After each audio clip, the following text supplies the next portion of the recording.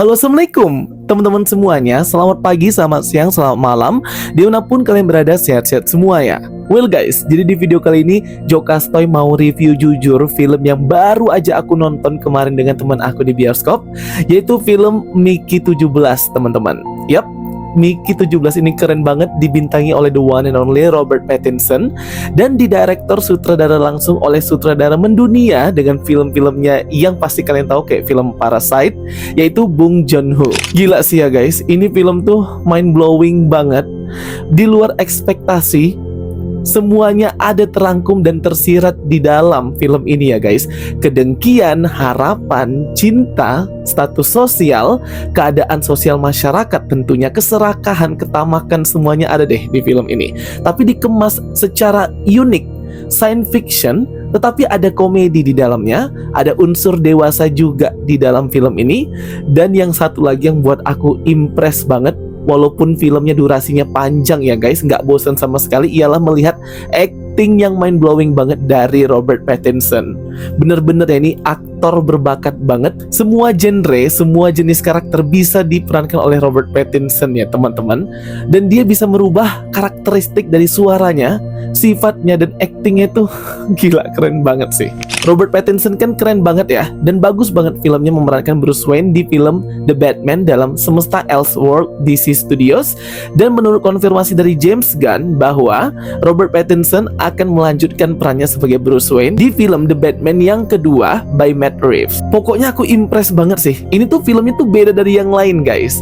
Kalau kalian lihat trailernya sendiri pun sudah tahu bahwa ini science fiction, ada aliennya juga, ada eksplorasi dan ekspedisi luar angkasa. Tetapi beda deh dengan yang lainnya, beda dengan kebanyakan film science fiction pada umumnya, sehingga film ini fresh banget ditonton. Jadi kalau ngomongin story dan cerita nih dari film Mickey 17, memang dia masuk ke kategori film yang slow pace atau pasenya lambat. Nah mungkin bagi kalian yang gak suka slow pace, itu pasti kayak bosen. Tapi aku jujur karena aku suka, jadi gak bosen ya teman-teman. Karena memang ceritanya itu dari first act, babak pertama, second act babak kedua, hingga ke third act babak ketiga menuju final dan klimaks, ini dia lambat dan slow pace.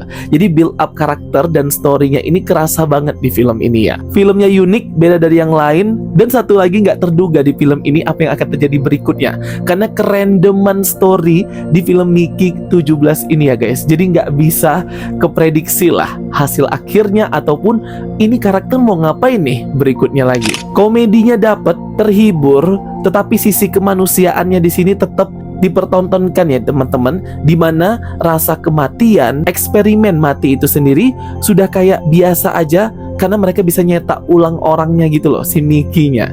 Jadi sehingga kematian itu udah kayak bukan hal yang wow lagi gitu ya guys ya. Jadi kayak udah biasa aja, bisa dicetak lagi. Nah ini nih yang aku suka dari film ini ya. Dan juga ketamakan serta keserakahan orang-orang dipertontonkan di sini. Bong Joon-ho sekali lagi membawa masterpiece film after film Parasite-nya yang mendunia itu ya, ke layar lebar, absolutely cinematic, amazing. Rate dari Jokastoy untuk film Mickey 17 ini ialah 8,5 out of 10 ya guys. Karena emang sebagus itu filmnya ini. Story-nya, musik, soundtrack, pesan, message yang dalam banget hendak disampaikan ke penonton itu dapet ya guys. Seriously, aku aja nonton di bioskop rame banget yang nonton guys. Ini tuh ceritanya based on novel Mickey 7 atau Mickey 7 ya guys. Nah tapi kalau versi filmnya Mickey 17. Ini tuh angka-angka sudah berapa banyak dicetak cloningannya si Mickey ini dibuat. Di Rotten Tomatoes ratingnya tinggi banget, dapat 83% fresh, terbaik banget. Featuring artis terkenal semua, Robert Pattinson of course, Mark Ruffalo si Bruce Banner Hope, Stephen Yeun yang kemarin gak jadi sentri di MCU ya, bintang The Walking Dead, dan Toni Collette si ibu-ibu horor Hereditary. Damn, ini mah full artis berkualitas ya guys.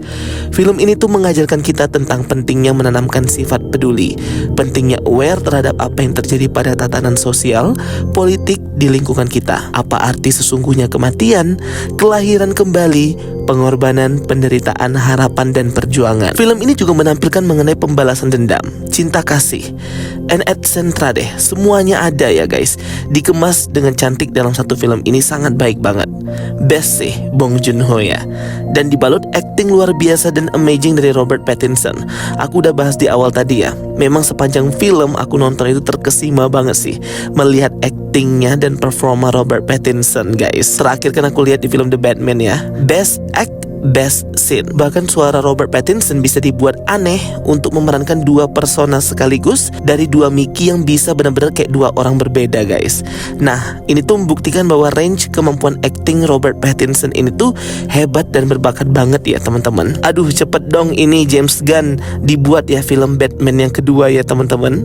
Set waktunya film ini tuh jauh di masa depan 2050 dan ceritanya sendiri berfokus ke Mickey Barnes yang merupakan seorang yang miskin, terlilit hutang, dan ia pun akhirnya ikut eksplorasi ekspedisi untuk memulai hidup baru keluar angkasa menuju ke planet Niflheim untuk penempatan koloni baru. Mickey ini dia menjadi expendable. Expendable ini gak ada orang yang mau, cuman dia yang mau, yaitu orang yang akan dipakai terus menerus dalam percobaan dengan konsekuensi kematian yang terus menerus. Namun mereka ada alat yang canggih gitu untuk bisa mencetak badan manusia dan memorinya. Jadi si Mickey ini akan terlahir kembali terus ya, tapi dia akan tetap merasakan sakitnya mati. Dalam sepanjang film ini ada satu kalimat yang terus diulang-ulang, yaitu apa sih rasanya mati? Nah ini tuh tersirat banget ya, bahwa ini adalah pertanyaan yang gak akan pernah bisa dijawab oleh seorang manusia sekalipun, bahkan di dunia nyata ya guys. Film ini juga gak lupa mengajarkan tentang pencarian jati diri dan ikhlas menerima keadaan, serta berjuang keras untuk apa yang kita yakini dalam hidup ini. Sisi kemanusiaan manusia diuji ketika Mickey udah menjadi expendable.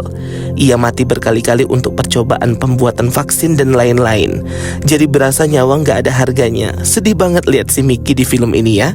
Gak ada sisi kemanusiaan banget, lingkungannya itu menggampangkan kematian dan nyawa jadi sangat tidak berharga, karena mereka ya bisa cetak lagi. Jadi dianggap mainan nyawa ini. Berasa jadi gak ada jiwanya, soulless. Dan ditambah lagi dapat vibes-nya dan ngena di penonton ialah soundtrack lagunya ya. Bagus banget sih soundtrack dan pemilihan lagunya.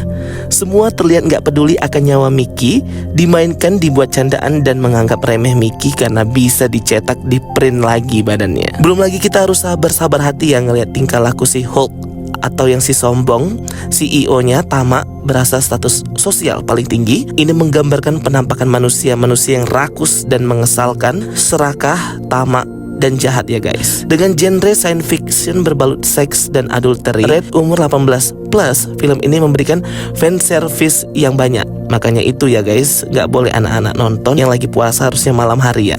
Ada hubungan 3 arah juga nih. Banyak pesan tersirat dan khas bau dewasa yang hanya bisa diartikan oleh orang dewasa juga. Ceritanya seru ya, featuring dengan alien-alien bernama Creeper yang bertempat di tujuan planet yang mereka inginkan. Lucu tapi juga ngeri ya si Creeper ini. Kayak geli gitu guys, dimana Mickey itu bisa berbicara dengan alien karena kebaikan dan ketulusan hatinya. Masalah mendasar muncul ketika ada multiple atau kembaran Mickey, dimana mereka salah cetak nih. Dikira Mickey yang asli udah koit, ternyata belum ya. Nah jadi disinilah permasalahan dimulai. Tetapi malah tambah seru ya, karena ada multiple ini atau kembarannya si Mickey yang jiwanya lebih psikopat dan lebih jahat daripada Mickey yang asli yang baik. Pesannya sudah terangkum dengan baik di akhir. Jadi itu ya teman-teman, review singkat dari aku untuk film Mickey 17 ini. Wajib banget kalian nonton di bioskop, tapi nontonnya bagi yang berpuasa sesudah berpuasa ya. Jadi sesudah buka guys. Nah midnight show juga boleh sih, jadi tengah malam nonton bioskop, karena ini banyak adegan-adegan dewasanya dan yang pastinya hilarious, konyol banget sih. Oke teman-teman semuanya, itu dia review jujur dari Jokastoy untuk film Mickey 17. Wajib kalian tonton di bioskop, segera nonton untuk ngisi waktu weekend kalian di bulan Ramadan ini. Thank you for watching my videos. Don't forget to like and subscribe. Bye bye and see you next time.